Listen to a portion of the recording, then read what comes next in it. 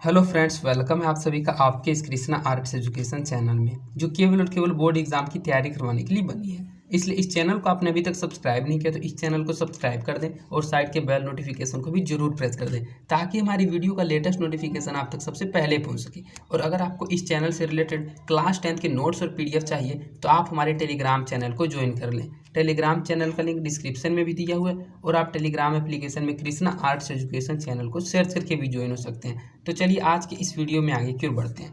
आज का video most important video होने वाला है, क्योंकि आज हम आपको कक्षा 10 का हिंदी गोजूली भाग 2 के गद्य खंड का 9वां पाठ आविन्यो, जो एक ललित रचना है, उसका संपूर्ण व्याख्या करवाने वाले हैं। अर्थात आज हम आपको आविन्यो पाठ पढ़ाने वाले हैं। और अगर आपको कक्षा 10 के हिंदी गोजूली भाग 2 के किसी अन्य पाठ के वस्तुनिष्ठ प्रश्नोत्तर, लघुत्तर प्रश्नोत्तर या फिर उस पाठ को पढ़ना है तो आप डिस्क्रिप्शन में दिए गए लिंक हिंदी गोधूली गद्य खंड, लघुत्तर प्रश्नोत्तर, वस्तुनिष्ठ प्रश्नोत्तर और संपूर्ण व्याख्या 2023 के प्लेलिस्ट में जाकर किसी भी पाठ के किसी भी वीडियो को आसानी से देख सकते हैं। तो चलिए बिना देर करते हुए इस वीडियो में हम आपको आविन्यो पाठ पढ़ाते हैं। तो सबसे पहले आपको ये पता होना चाहिए कि आविन्यो पाठ के लेखक कौन है। और एक चीज़ हम आपको और बता देते हैं, क्वेश्चन ऐसे पूछा जाता है ऑब्जेक्टिव कि आविन्यो पाठ कैसी रचना है, किस विधा की रचना है। तो आपको अच्छे से याद रखना है कि आविन्यो पाठ एक ललित रचना है। जैसे कि आपने दूसरा पाठ पढ़ा था विष के दान, वो कैसी रचना थी, तो वो एक कहानी थी। तो इस पाठ के लेखक हैं अशोक वाजपेयी। लेखक के बारे में हम आपको इसलिए पढ़ा रहे हैं क्योंकि लेखक से रिलेटेड एग्जाम में बहुत सारे क्वेश्चन पूछे जाते हैं कि लेखक का जन्म कब हुआ, उनका मृत्यु कब हुआ, उनके माता पिता का नाम, उनकी प्रकाशित पुस्तकें और उनको कौन कौन से सम्मान मिले थे। तो इस पाठ के लेखक हैं अशोक वाजपेयी। सबसे पहले हम आपको इसका इमेज दिखा देते हैं कि अशोक वाजपेयी जी दिखते कैसे थे। ये है अशोक वाजपेयी। इमेज में आपको इसलिए दिखा देता हूँ जिससे आप लेखक को आसानी से और अच्छी तरह पहचान जाए। ये आविन्यो पाठ के लेखक हैं अशोक वाजपेयी।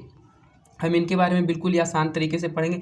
आपको करना कि इस वीडियो में लास्ट तक बने हुए रहना है, मेरी सभी बातों को माइंड कंसंट्रेट करके समझते हुए चलना है। मेरी यही कोशिश रहेगी कि इस वीडियो में ही हम आपको ये पाठ पूरा का पूरा अच्छे से समझा दें, इसलिए आप सिर्फ ध्यान से सुनते हुए चलिएगा।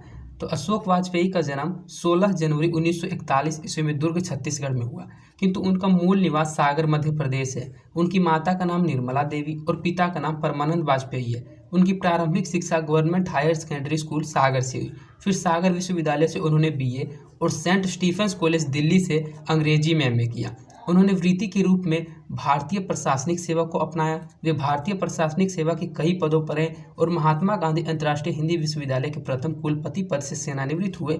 संप्रति वे दिल्ली में भारत सरकार की कला अकादमी की निदेशक हैं। तो सबसे पहले इसमें 2 से 3 बातों को आपको अच्छे से याद रखना है कि अशोक वाजपेयी का जो जन्म हुआ था वह 16 जनवरी 1941 ईस्वी में हुआ था। कहाँ हुआ था, तो दुर्ग छत्तीसगढ़ में हुआ था। इनका जन्म तो दुर्ग छत्तीसगढ़ में हुआ था, लेकिन ये रहते थे सागर मध्य प्रदेश में, मध्य प्रदेश के सागर नामक जगह पर। यही उनका मूल निवास था। इनकी माता का नाम निर्मला देवी था और इनके पिता का नाम परमानंद वाजपेयी था। अशोक वाजपेयी के माता का नाम निर्मला देवी है और पिता का नाम परमानंद वाजपेयी है। उन्होंने जो प्रारंभिक शिक्षा होता है उसको वहीं सागर के एक गवर्नमेंट हायर सेकेंडरी स्कूल से प्राप्त कर ली थी और वहीं उन्होंने सागर विश्वविद्यालय से बीए भी किया था। उसके बाद वे दिल्ली चले गए थे और दिल्ली के सेंट स्टीफेंस कॉलेज से अंग्रेजी में एमए किया था। उन्होंने वृत्ति के रूप में, वृत्ति कहा जाता है काम, कि उन्होंने काम क्या चुना, तो उन्होंने वृत्ति के रूप में भारतीय प्रशासनिक सेवा को अपनाया। वे भारतीय प्रशासनिक सेवा के कई पदों पर रहे। फिर वे महात्मा गांधी अंतर्राष्ट्रीय विश्वविद्यालय के प्रथम कुलपति पद से सेवानिवृत्त हो गए। सेवानिवृत्त का होता है जहां आप काम करते हैं, जहां आप नौकरी करते हैं, जब आपको रिटायरमेंट मिलता है तो उसे ही सेवानिवृत्त कहा जाता है। तो वे सेवानिवृत्त हो गए और उसके बाद वे दिल्ली में भारत सरकार की कला अकादमी के निदेशक बन गए। उससे पहले आपने पढ़ा कि लेखक का जन्म कब हुआ, उनके माता का नाम, पिता का नाम, ये 2-3 चीज़ महत्वपूर्ण थी। अब आप पढ़िएगा उनकी रचनाओं के बारे में, क्योंकि रचनाएं से रिलेटेड एग्जाम में ऑब्जेक्टिव क्वेश्चन जरूर पूछा जाता है। तो अशोक वाजपेयी की लगभग 3 दर्जन मौलिक और संपादित कृतियां प्रकाशित है। शहर अब भी संभावना है, एक पतंग अनंत में, तत्पुरुष, कहीं नहीं वहीं, बहुरी अकेला, थोड़ी सी जगह, दुख चिट्ठी सा है, आदि उनके कविता संकलन है। ये जो इतने सारे हमने आपको रचनाएं बताई, ये रचनाएं, ये कृतियां उनकी कविता संकलन है। शहर अब भी संभावना है, एक पतंग अनंत में, तत्पुरुष, कहीं नहीं वहीं, बहुरी अकेला, थोड़ी सी जगह, दुख चिट्ठी सा, ये सभी के सभी उनकी कविता संकलन है। फिलहाल, कुछ पूर्वग्रह, समय से बाहर, कविता का गल्प, कवि कह गया है, ये सभी की सभी उनकी आलोचना की पुस्तकें हैं। उनके द्वारा संपादित पुस्तकों की सूची भी लंबी है। तीसरा साक्ष्य, साहित्य विनोद, कला विनोद, कविता का जनपद, मुक्तिबोध, शमशेर और अज्ञे की चुनी हुई कविताओं का संपादन आदि। उन्होंने कई पत्रिकाओं का संपादन भी किया है, जिनमें समवेत, पहचान, पूर्वग्रह, बहुवचन, कविता एशिया, समस आदि प्रमुख है। अर्थात उन्होंने कई पत्रिकाओं का भी संपादन किया था, लेकिन उनमें से ये पत्रिकाएं प्रसिद्ध हो गई थी, इसलिए प्रमुख हैं। अशोक वाजपेयी को साहित्य अकादमी पुरस्कार, दयावती मोदी कवि शेखर सम्मान, फ्रेंच सरकार का officer of the order of cross सम्मान 2004 ईस्वी तक प्राप्त हो चुके हैं। अर्थात उन्होंने कौन कौन सी रचनाएं की ये आपने इस पैराग्राफ में पढ़ा, और उनको कौन कौन से सम्मान मिले ये आपने पढ़ा। एक बार फिर से हम आपको रिपीट कर देते हैं, क्योंकि सम्मान से रिलेटेड और रचनाएं से रिलेटेड एग्जाम में क्वेश्चन जरूर पूछा जाता है। जैसे कि आपसे पूछा जाएगा क्वेश्चन ये है कि समय से बाहर किसकी रचना है, ये पुस्तक किसकी रचना की है, तो आपको बताना है अशोक वाजपेयी ने। तो इन्होंने कुछ कविताओं की रचना की थी। उन कविताओं का नाम है शहर अब भी संभावना, एक पतंग अनंत में, तत्पुरुष कहीं नहीं हुई, बहुवर केला थोड़ी सी जगह, दुख चिट्ठी सा। ये सभी के सभी उनकी कविता संकलन है। फिलहाल कुछ पूर्वग्रह, समय से बाहर, कविता का गल्प, कवि कह गया, ये सभी के सभी उस आलोचना की पुस्तकें हैं। तीसरा साक्ष्य साहित्य विनोद, कला विनोद, कविता का जनपद, मुक्तिबोध, शमशेर, ये सभी के सभी अज्ञे की चुनी हुई कविताओं का संपादन उन्होंने किया था। और उन्होंने कई पत्रिकाओं का भी संपादन किया था, जिनमें समवेत, पहचान, पूर्वग्रह, बहुवचन, कविता एशिया, समस, ये सभी की सभी पत्रिकाएं प्रसिद्ध हो गई थी, इसलिए प्रमुख है। अशोक वाजपेयी जी को साहित्य अकादमी पुरस्कार, दयावती मोदी कवि शेखर सम्मान, फ्रेंच सरकार का officer of the order of cross, ये 3 सम्मान उनको 2004 ईस्वी तक प्राप्त हो चुके थे। सर्जन साहित्यकार अशोक वाजपेयी द्वारा रचित प्रस्तुत पाठ में एक संश्लिष्ट रचना धार्मिकता की अंतरंग झलक है। यह पाठ उनके आविन्यो नामक गद्य एवं कविता के सृजनात्मक संग्रह से संग्रहित है। इसी नाम के संग्रह में उनकी सृजनात्मक गद्य की कुछ कविताएं और रचनाएं हैं, जिनमें से दोनों विविधाओं की 2 रचनाओं के साथ पुस्तक की भूमिका भी किंचित संपादित रूप से यहाँ प्रस्तुत है। आविन्यो दक्षिणी फ्रांस का एक मध्ययुगीन ईसाई मठ है, जहाँ लेखक ने 21 दिनों तक एकांत रचनात्मक प्रवास का अवसर पाया था, और प्रवास के दौरान लगभग प्रतिदिन गद्य और कविताएं लिखी गई। इस तरह हिंदी ही नहीं, भारत से भिन्न स्थान और परिवेश के एकांत प्रवास में एक निश्चित स्थान और समय से अनुबद्ध मानस के सृजनात्मक अनुष्ठान का साक्षी यह पाठ एक वैश्विक जागरूकता और संस्कृति बोध से परिपूर्ण रचनाकार के मानस की अतरंग झलक पेश करते हुए यह दिखाता है कि रचनाएं कैसे रूप आकार ग्रहण करती है। कोई भी रचना महज एक शब्द व्यवस्था भर नहीं होती है, उसकी निर्माण प्रक्रिया में रचनाकार की प्रतिभा, उसके जटिल मानस के साथ स्थान और परिवेश की भूमिका भी महत्वपूर्ण होती है। तो इस पाठ में आप क्या पढ़िएगा, यह पाठ कहाँ बनाया गया था, इस पाठ को किस आधार पर बनाया गया था, इस सभी बात को आप इस पैराग्राफ में पढ़ रहे हैं। कि जो अशोक वाजपेयी जी थे, उन्हीं की एक रचना थी आविन्यो नामक गद्य था और कविता का संग्रह, वहीं से उनके एक गद्य से लिया गया इस पाठ को। इसी नाम के संग्रह में सृजनात्मक गद्य की कुछ कविताएं और रचनाएं भी उन्होंने की थी।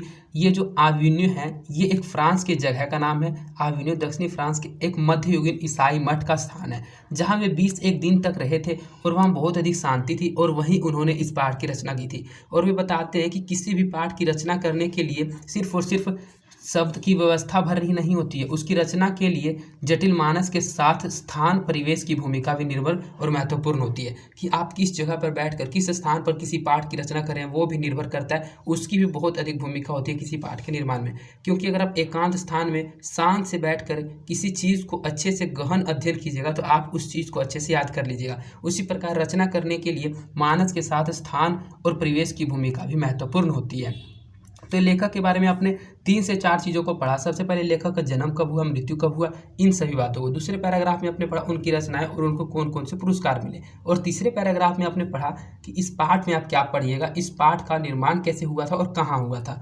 तो ये जो आविन्यो है, आप समझ गए होंगे कि आविन्यो पाठ एक ललित रचना है, और आविन्यो एक जगह का नाम है जो कि फ्रांस में है, और यह एक ईसाई मठ का स्थान है। तो आविन्यो पाठ यहाँ से शुरू होता है। इस वीडियो को सिर्फ आप ध्यान से देखिएगा, मैं कोशिश करूंगा कि आपको पूरा का पूरा पाठ बिल्कुल ही अच्छे से समझा दूं।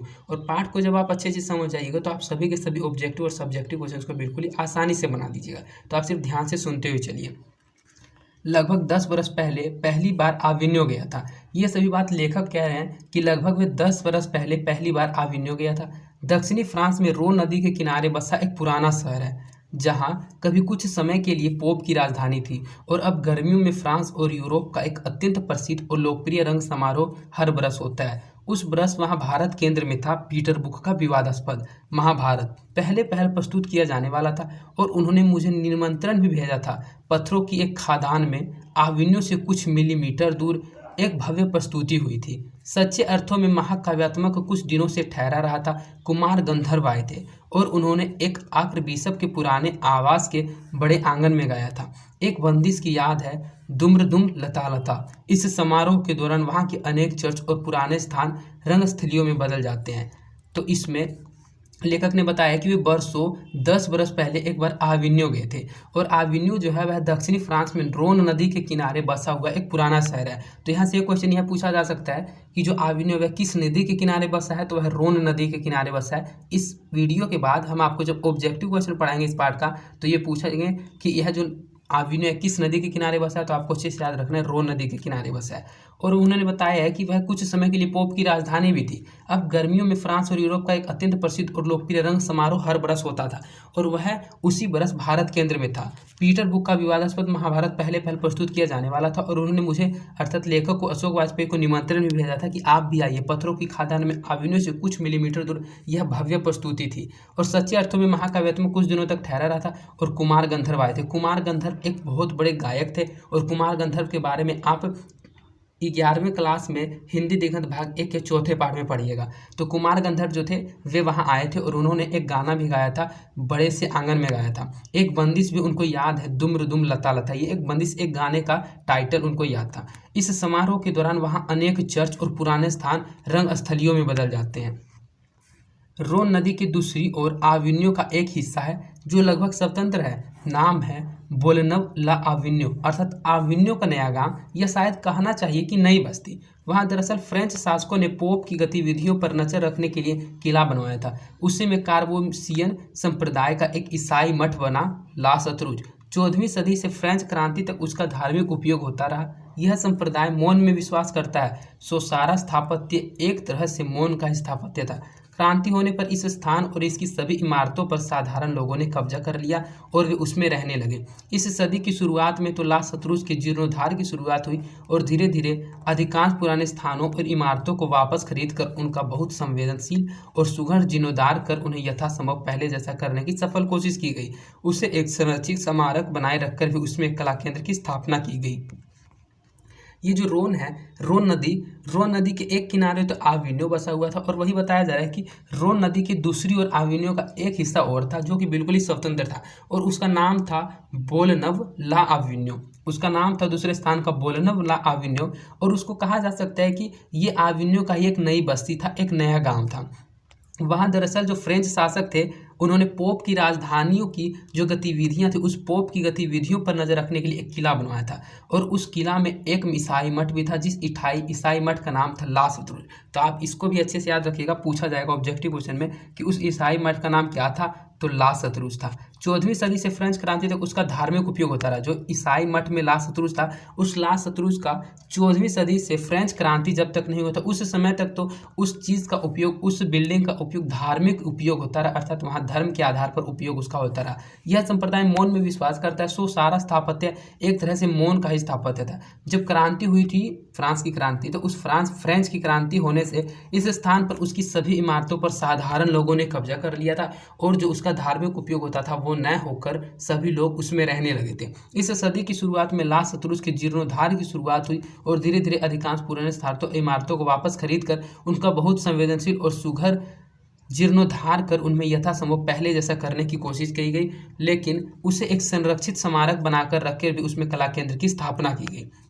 यह केंद्र इन दिनों रंगमंच और लेखन से जुड़ा है। रंगकर्मी, रंग संगीतकार, अभिनेता, नाटककार आदि वहां आते हैं, और पुराने ईसाई संतों के चैम्बर्स में कुछ अवधि के लिए रहकर सारा समय अपना रचनात्मक काम में बिताते हैं। 2-2 कमरों के चैम्बर सुसज्जित है, उसमें फर्नीचर 14वीं सदी जैसा है, और पर सर्वथा आधुनिक रसोई घर और नहानघर है। एक अत्याधुनिक संगीत व्यवस्था भी है। चैम्बरों के मुख्य द्वार कब्रगाह के चारों ओर बने गलियारों में खुलते हैं, और पीछे आगात भी है, और पिछवाड़े से एक दरवाजा भी। सप्ताह के 5 दिनों में शाम को सबको एक स्थान पर रात का भोजन करने की सुविधा है। बाकी हर दिन का नाश्ता और दोपहर का भोजन अपनी सुविधा से, चाहे वहां अपने ही चैम्बर में खुद बनाकर। दिन में औसतन 50 सैलानी यह जगह देखने आते हैं। अन्यथा बेहद शांत और नौरव स्थान है, अर्थात वो जो स्थान था जिसको साधारण लोगों ने कब्जा कर लिया था, उसके बाद साधारण लोगों से उस स्थान को खरीद कर फिर से उसको पहले जैसा करने की कोशिश की गई थी। और वहाँ फिर जो ये संगीतकार होते हैं, जो ये अभिनेता होते हैं, जो ये रंगकर्मी होते हैं, जो ये नाटककार होते हैं, ये सभी लोग वहाँ आने लगे थे शूटिंग करने के लिए, वहाँ मूवी वगैरह बनाने के लिए आने लगे थे।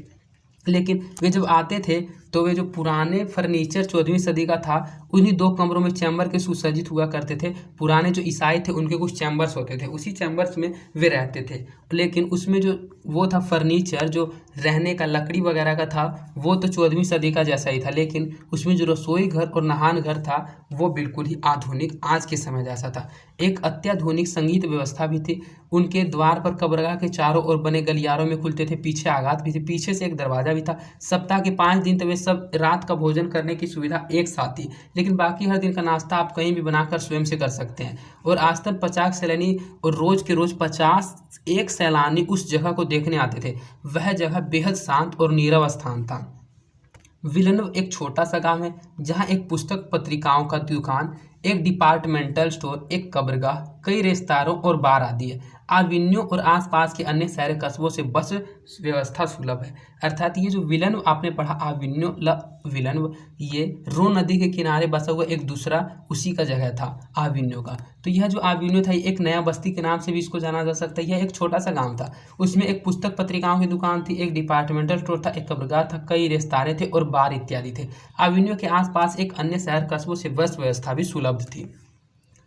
फ्रेंच सरकार के सौजन्य से ला सत्रुज में रहकर अपना कुछ काम करने का एक न्योता मुझे पिछली गर्मियों में मिला था, तब मैं नहीं जा पाया था। यह अवधि तो 1 महीने की थी, पर इतना समय निकालना कठिन था, सो कुछ 19 दिन वहां रहा। 24 अक्टूबर से 10 नवंबर 1994 की दोपहर तक अपनी साथ हिंदी का टाइपराइटर, 3-4 पुस्तकें और कुछ संगीत के टेप्स भर ले गया था। सिर्फ अपने में रहने और लिखने के अलावा प्राय कुछ और करने की कोई व्यवस्था न होने के का जीवन में यह पहला अवसर था। इतने निपट एकांत में रहने का अनुभव नहीं था। कुल 19 दिनों में 35 कविताएं और 27 गद्य कविताएं भी रचनाएं लिख दी थी। अर्थात जो इस पाठ के लेखक हैं अशोक वाजपेयी हैं। तो अशोक वाजपेयी को फ्रेंच सरकार के सौजन्य से, अर्थात फ्रेंच सरकार ने ला सत्रुज में रहकर उनको काम करने का एक बार न्योता भी दिया था पिछली गर्मी में, लेकिन उनको न्योता दिया गया था 1 महीने का, लेकिन उतना समय उनके पास नहीं था, उतना समय वे निकाल भी नहीं सकते थे। इसलिए करीब 19 दिन वहाँ जाकर रहे थे और उन्हीं 19 दिनों में बहुत शांति, जैसा कि आपने इससे पहले वाले पैराग्राफ में पढ़ लिया, वो जो स्थान था बहुत अधिक शांत स्थान था। वहाँ किसी प्रकार का कोई शोर शराबा नहीं होता था। और जब वे वहाँ गए थे, वे 19 दिन वहाँ रहे थे, तो वे अपने साथ एक हिंदी का टाइपराइटर, 3-4 पुस्तकें और कुछ संगीत की टेप्स भी भरकर लेके चले गए थे। सिर्फ अपने ही रहने और लिखने के अलावा प्राय उनको कुछ और करने की व्यवस्था न होने पर जीवन में उनको यह पहला ही अवसर था कि सिर्फ और सिर्फ वहाँ रहना है और लिखना है। इतने निपट और एकांत स्थान में रहने का अनुभव भी उनको कभी नहीं था। कुल 19 दिन वहाँ रहे थे और उन 19 दिनों में 35 कविताएं और 27 गद्य रचनाएं उन्होंने लिख दी थी। तो ये पूछा जा सकता है ऑब्जेक्टिव क्वेश्चन में कि उन्होंने उन 19 दिनों में कितनी कविताएं और कितनी गद्य रचनाएं लिखी थी। तो आप अच्छे से याद रखिएगा, जब अशोक वाजपेयी विलनव छोटे से गांव के स्थान में गए थे, एकांत स्थान में, तो उस एकांत स्थान में सिर्फ 19 दिनों में उन्होंने 35 कविताएं और 27 गद्य रचनाएं भी लिख दी थी, क्योंकि वो स्थान ही बहुत शांत था। आविन्यो फ्रांस का एक प्रमुख कला केंद्र है। पिकासो की विख्यात कृति का शीर्षक है ल मादा मोजेल द आविन्यो। कवि अति यथा अर्थवादी कवित्री आंद्रे बेता, रेनेसो और पाल द एलुआर ने मिलकर लगभग 30 संयुक्त कविताएं आविन्यो में साथ रहकर लिखी थी। ला सत्रुज के निदेशक ने जब पुस्तक की सामग्री देखी थी तो उन्हें इतनी अल्पावधि से इतने काम पर अचरज हुआ था। अचरज मुझे भी कम नहीं है। वे सुंदर, निविड़, सघन, सुनसान दिन और रातें थी। भय और पवित्रता से, आसक्ति से भरी हुई है। यह पुस्तक उन सबकी स्मृति का दस्तावेज है।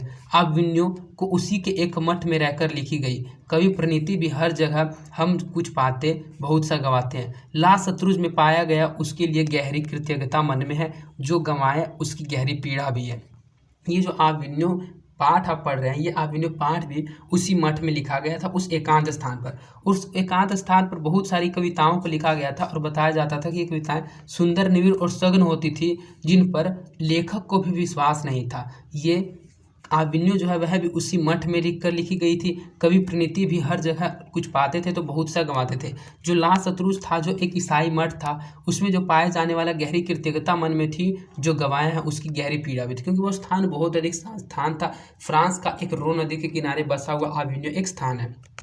इसके बाद एक आप कविता को पढ़िएगा, प्रतीक्षा करते हैं पत्थर। तो सबसे पहले मैं पूरे कविता को पढ़ देता हूँ और कविता को पढ़ने के बाद इसका जो भावार्थ है वो भावार्थ मैं आपको समझाऊंगा कि इस कविता के माध्यम से लेखक हम लोगों को समझाना क्या चाहते हैं। तो कविता का नाम है प्रतीक्षा करते हैं पत्थर। किसी देवता या काल की नहीं, पता नहीं किसकी प्रतीक्षा करते हैं पत्थर। धीरज से रेसा रेसा झिरते हुए, सिरा सिरा छीलते हुए प्रतीक्षा करते हैं पत्थर। मेघ गिरता है, सूखी पत्तियां, धूप गिरती हैं आवाजें।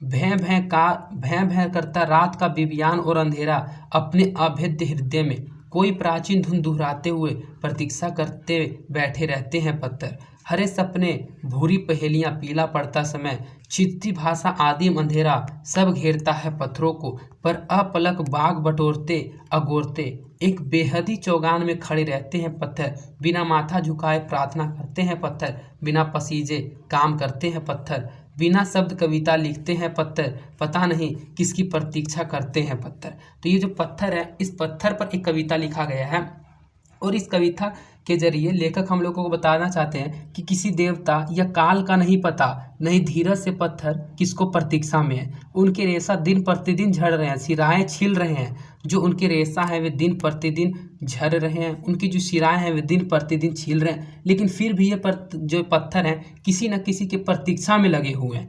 मेघ बरसता है, मेघ गिरता है, या मेघ नहीं मेघ होना चाहिए था कि मेघ बरसता है, सूखी पत्तियां, धूप गिरती हैं आवाजें। जब मेघ बरसता है, जब बादल होता है तो बादल से जो बारिश होती है उससे हरे पत्ते और धूप पड़ते हैं। सुनसान भय उस वातावरण में अपने हृदय में प्राचीनता की धुन गाते हुए भी जो पत्थर हैं वे प्रतीक्षा में लगे हुए हैं। सुखद अपने अलझुनी पहेलियां, समय से प्रेरित दुखी भाषा, प्राचीनता आदि सब पत्थर को प्रभावित करती है, लेकिन ये पत्थर बिना ही पलक गिराए सीमाहीन भूभाग में खड़ा होकर सिर उठाए कामनाहीन मुख, ये पत्थर पता नहीं किसकी प्रतीक्षा में रहते हैं, अर्थात किसकी प्रतीक्षा कर रहे हैं। जैसा कि आपने पढ़ लिया कि ये जो पत्थर हैं ये सिस्ती भाषा, आधी मंदेरा सब घेरता है पत्थर को, पर अपलक बाट अगोरते एक बहती चौगान में खड़े रहते हैं पत्थर। बिना माथा झुकाए प्रार्थना करते हैं पत्थर, बिना पसीजे कामना करते हैं पत्थर, बिना शब्द कविता लिखते हैं पत्थर, पता नहीं किसकी प्रतीक्षा करते हैं पत्थर। तो पत्थर बताता है अपने बारे में कि जो पत्थर है वह किस प्रकार की सामनाओं का, किस प्रकार की इन समस्याओं का सामना करता है और किस प्रकार की पीड़ा में रहता है। उन सभी पीड़ा को बताते हुए लेखक बताते हैं कि प्रतीक्षा करते रहते हैं हमेशा पत्थर हमेशा किसी न किसी की प्रतीक्षा में रहते हैं। तो आप ये जो कविता है इस कविता को पढ़ गए होंगे, समझ गए होंगे। ये एक गद्य खंड में एक कविता है। इसके बाद जब हम आप काव्य खंड शुरू करेंगे, ये अभी हमको जो पढ़ा रहे हैं गद्य खंड का 9वां पाठ पढ़ा रहे हैं, और इसके बाद आपके काव्य खंड का भी 12 पाठ है। जब काव्य खंड को पढ़ाएंगे तब आपको कविताओं को पढ़ाएंगे और कविताओं को और भी अधिक अच्छे से समझाएंगे। तो इस कविता में सिर्फ हिंदी का कविता है, इसमें कोई ऐसा वर्ड नहीं है जो आपको समझ नहीं आएगा, और जो आपको समझ नहीं आएगा वो आप कमेंट करके मुझसे पूछ सकते हैं या फिर मेरे पर्सनल टेलीग्राम ID में मुझे कमेंट करके पूछ सकते हैं।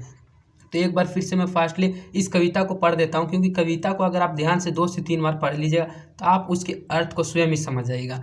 किसी देवता या काल की नहीं, पता नहीं किसकी प्रतीक्षा करते हैं पत्थर।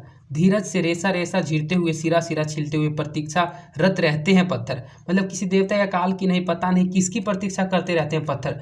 धीरज से मतलब बिल्कुल ही धैर्य से, उनको किसी की प्रकार की कोई जल्दी नहीं रहती है। रेसा रेसा झरते हुए, सिरा सिरा उनका छिलता है लेकिन फिर भी प्रतीक्षा रत में रहते हैं पत्थर। मेघ गिरता है मतलब बादल गिरते हैं, बारिश होता है, सूखी पत्तियां और धूप गिरती हैं आवाजें। भाई भाई करता बिबियान और अंधेरा, अपने अभेद्य हृदय में कोई प्राचीन धुन दोहराते हुए प्रतीक्षा में बैठे रहते हैं पत्थर। मतलब वे अपने दिल में किसी प्रकार की कोई प्राचीनता का धुन दोहराते हुए हमेशा प्रतीक्षा में बैठे रहते हैं पत्थर। हरे सपने, भूरी पहेलियां, पीला पड़ता समय, छीजती भाषा, आदिम अंधेरा सब घेरता है पत्थर को, पर अपलक बाट अगोरते एक बेहदी चौगान में खड़े रहते हैं पत्थर। मतलब इतना कुछ पत्थर को होता है लेकिन फिर भी वह एक जगह सिर झुकाकर खड़ा रहता है। बिना माथा झुकाए प्रार्थना करते हैं पत्थर, बिना पसीजे कामना करते हैं पत्थर, बिना शब्द कविता लिखते हैं पत्थर, पता नहीं किसकी प्रतीक्षा करते हैं पत्थर, पता नहीं किसकी प्रतीक्षा करते रहते हैं पत्थर। वे बिना शब्द ही कविता लिख देते हैं, बिना पसीजे कामना करते रहते हैं और बिना अपना माथा झुकाए प्रार्थना भी करते हैं पत्थर। तो इस प्रकार आप इस जो कविता प्रतीक्षा करते हैं पत्थर, इसको जरूर समझ गए होंगे। इसके बाद अब आप पढ़िएगा नदी के किनारे भी नदी है। ये आविन्यो में ही आपको पढ़ा रहे हैं, आविन्यो का ही नेक्स्ट भाग है, नदी के किनारे भी नदी है। यहाँ पास में ही रोन नदी है। इस तरह विलन और दूसरी तरफ आविन्यो। तो जैसा कि हमने आपको बताया था कि आविन्यो जो है फ्रांस की एक जगह का नाम है और वह रो नदी के किनारे बसी हुई है और उसके एक तरफ आविन्यो है और दूसरी तरफ एक छोटा सा जो नया बस्ती आपने दूसरे पैराग्राफ में पढ़ा था उस बस्ती का ही तो नाम था विलन। अभी नहीं पर पिछले वर्ष हम बहुत देर तक उस तट पर बैठे थे। अगर जल प्रवाह को एकटक देखते रहो तो तट पर बैठे तो कई बार लगता है कि जल स्थिर है और तट ही बह रहा है। नदी तट पर बैठना भी नदी के साथ बहना है और कई बार नदी स्थिर होती है, हम तट पर बहते रहते हैं। नदी के पास होना नदी होना है। विनोद कुमार शुक्ल अपनी एक कविता में नदी चेहरा लोगों से मिलने जाने की बात कहते हैं। शायद सिर्फ नदी किनारे रहने वाले ही नदी चेहरा नहीं हो जाते। हम जो कभी कभार और थोड़ी देर के लिए नदी किनारे जा बैठ पाते हैं, हम भी कुछ देर के लिए ही सही नदी चेहरा हो जाते हैं। नदी किसी को अनदेखा नहीं करती, वह सबको भिंगेती है, अपने साथ करती है। थोड़ी सी देर के लिए भी काहे नदी की बिरादरी में शामिल हो जाते हैं। अर्थात इसमें बताया ये गया कि नदी के किनारे भी नदी है। जो नदी है, जैसा कि रोन नदी को देखकर इसमें बताया जा रहा है कि पिछले वर्ष हम बहुत देर तक उस तट पर बैठे हुए थे। और अगर आप किसी भी नदी के तट पर बैठकर, अर्थात जो उसका बैंक होता है, जो उसका तट होता है, अगर आप उसके तट पर बैठकर लगातार एक तक उस नदी की जो धारा, उस धारा को, उस जल को देखते रहेंगे तो आपको लगेगा कि जल स्थिर है और ये जो तट है ये बह रहा है। जैसे कि अगर आप कभी किसी गाड़ी वगैरह में बैठे होंगे, अगर आप किसी ट्रेन में बैठे होंगे तो जब आप ट्रेन में बाहर की ओर ध्यान से देखिएगा तो आपको लगेगा कि ट्रेन रुका हुआ है और जो बाहर का नज़ारा है वो चल रहा है। अगर आप कभी नाव में बैठिएगा, ध्यान से देखिएगा एक टक नदी में, तो आपको लगेगा कि हमारा जो नाव है वो रुका हुआ है और पानी चल रहा है। तो वैसा ही लगता है जब नदी के तट पर बैठकर नदी को बिल्कुल ही ध्यान से देखते हैं, उस जल को, तो जल हम लोगों को स्थिर लगता है और जो तट है वो बहता हुआ प्रतीत होता है। तो उसमें बताया ही गया कि एकटक देखने से जो नदी है वही तट बह रहा है ऐसा लगता है। नदी तट पर बैठना भी नदी के साथ हम लोगों का बहना। अगर हम लोग नदी के तट पर बैठते हैं तो हम लोगों का नदी के साथ बहना, और नदी कई बार स्थिर होती है और हम तट पर बैठे रहते हैं। नदी के पास होना ही नदी होना है। अगर हम लोग नदी के पास हैं तो हम लोग भी नदी है। उसी प्रकार विनोद कुमार शुक्ल ने अपनी एक कविता लिखी थी, नदी चेहरा लोगों से मिलने जाने की बात कहते हैं। शायद सिर्फ नदी किनारे रहने वाले ही नदी चेहरा नहीं हो जाते, जो कभी कभार थोड़ी देर के लिए भी नदी के किनारे जा बैठते हैं वही भी कुछ देर के लिए ही सही लेकिन नदी चेहरा हो जाते हैं। नदी किसी को अनदेखा नहीं करती, वह सबको भिगोती है, अपने साथ करती है। थोड़ी सी देर के लिए भी गए नदी की बिरादरी में शामिल हो जाते हैं। नदी के समान ही कविता सदियों के साथ हमारे साथ रही है। उसमें न जाने कहाँ कहाँ से जल आकर मिलती और विलीन होते रहते हैं। वह सागर में समाहित होती रहती है हर दिन ही, पर उसमें जल का टोटा नहीं पड़ता। कविता में भी न जाने कहाँ से कैसी कैसी बिंब मालाएं, शब्द भंगिमाएं, जीवन छवियों और प्रतीतियों आकर मिलती और तदाकार होती रहती हैं। जैसे नदी जल रिक्त नहीं होती, वैसे ही कविता शब्द रिक्त नहीं होती। ना नदी के किनारे ना ही कविता के पास हम तटस्थ रह पाते हैं। अगर हम खुलेपन से गए तो उसकी अभिभूति से बच नहीं सकते। नदी और कविता में हम बरबस शामिल हो जाते हैं। जैसे हमारे चेहरों पर नदी की आभा आती है, वैसे ही हमारे चेहरों पर कविता की चमक। निरंतरता नदी और कविता दोनों में हमारी नश्वरता और अनंत से अभिषेक करती है। तो बताया गया इसमें नदी की जो समानता है वह कविता से की गई है कि जैसे कि नदी है उसमें न जाने कहाँ से जल आकर मिलता है और विलीन होता रहता है। वह सागर में समाहित होती रहती है हर दिन ही, उसमें जल का टोटा नहीं पड़ता, मतलब उसमें जल की कमी नहीं होती। नदी में जो जल है वह हमेशा रहता है। उसी प्रकार बताया गया कि कविता में भी न जाने कहाँ से कैसी कैसी बिंब मालाएं, शब्द भंगिमाएं, जीवन छवियों और प्रतीतियाँ आकर मिलती रहती हैं और तदाकार होती रहती हैं। जिससे नद जल रिक्त नहीं होती, अर्थात जैसे नदी कभी भी जल से रिक्त नहीं होती, उसमें पानी कभी भी सूखता नहीं है, वैसे ही कविता कभी शब्द रिक्त नहीं होती। कविताओं में कभी भी शब्द सूखते नहीं है, शब्द की कमी नहीं होती है, शब्द खाली नहीं रहता है। न नदी के किनारे न ही कविता के पास हम तटस्थ रह पाते हैं, मतलब हम लोग न ही नदी के किनारे बैठकर तटस्थ रह पाते हैं और न ही कविता को सुनकर तटस्थ रह पाते हैं। अगर हम खुलेपन से गए हैं तो उसकी अभिभूति से नहीं बच सकते। नदी और कविता हम बरबस में शामिल हो जाते हैं, अर्थात नदी के किनारे अगर हम लोग बैठ जाएं और एकटक नदी को देखते रहें या फिर कविता को बिल्कुल ही ध्यान से सुनते रहें तो हम दोनों में बरबसी शामिल हो जाते हैं, उनको अनुभव करने लगते हैं। जैसे हमारे चेहरों पर नदी की आभा आती है, वैसे ही चेहरों पर कविता की चमक भी आती है। निरंतरता नदी और कविता दोनों हमारी नश्वरता और अनंत से अभिषेक करती है। वैसे ही एक कविता पंक्ति है, कैसी तुम नदी हो उत्तर हो सकता है जैसी तुम कविता हो। अर्थात एक कविता का पंक्ति लेखक ने बताया कि पंक्ति में था कैसी तुम नदी हो, तो उत्तर हो सकता है जैसी तुम कविता हो वैसी मैं नदी हूँ, क्योंकि इसमें नदी के किनारे भी नदी है। इस पैराग्राफ में जो लास्ट पैराग्राफ आपने पढ़ा, इसमें नदी में और कविता में क्या समानता है वो बताया गया। तो इस प्रकार आपका अभिनव पाठ समाप्त हो जाता है। हम आशा करते हैं कि आपको पाठ समझ में आ गया होगा, और अगर आपको यह पाठ नहीं समझ में आया तो आप इस वीडियो को एक बार फिर से रिपीट करके देख लीजिएगा। और अगर आपको इसका PDF चाहिए तो आप हमारे टेलीग्राम चैनल को ज्वाइन कर लीजिए। टेलीग्राम चैनल का लिंक डिस्क्रिप्शन में दिया हुआ है, आप वहाँ से टेलीग्राम में ज्वाइन होकर इस PDF के अलावा भी अन्य कई चैप्टर के ऑब्जेक्टिव और सब्जेक्टिव क्वेश्चन की PDF को प्राप्त कर सकते हैं। अगर आपको यह वीडियो पसंद आई है तो आप इस वीडियो को अपने दोस्तों की भी ज़्यादा से ज़्यादा शेयर कीजिएगा, जिससे यह ज़्यादा से ज़्यादा बच्चों के पास पहुंच सके। क्योंकि अगर यह ज़्यादा बच्चों के पास पहुंचेगी तो इसके अलावा भी आपको लिए आगे भी वीडियोज़ निरंतरता बनाता रहूँगा। और अगर आपको यह वीडियो पसंद आई है तो इस वीडियो को लाइक भी जरूर कर दीजिएगा, इससे हमारा मोटिवेशन बना हुआ रहता है। और अगर आपने अभी तक इस चैनल को सब्सक्राइब नहीं किया तो इस चैनल को सब्सक्राइब कर दें और साइड के बेल नोटिफिकेशन को प्रेस कर दें। और अगर आपको किसी प्रकार की कोई समस्या होती है तो आप कमेंट के माध्यम से अपनी समस्या को मुझ तक पहुँचा सकते हैं। तो आज के लिए इतना ही, धन्यवाद। मिलते हैं आपसे किसी अन्य इंपॉर्टेंट वीडियो में।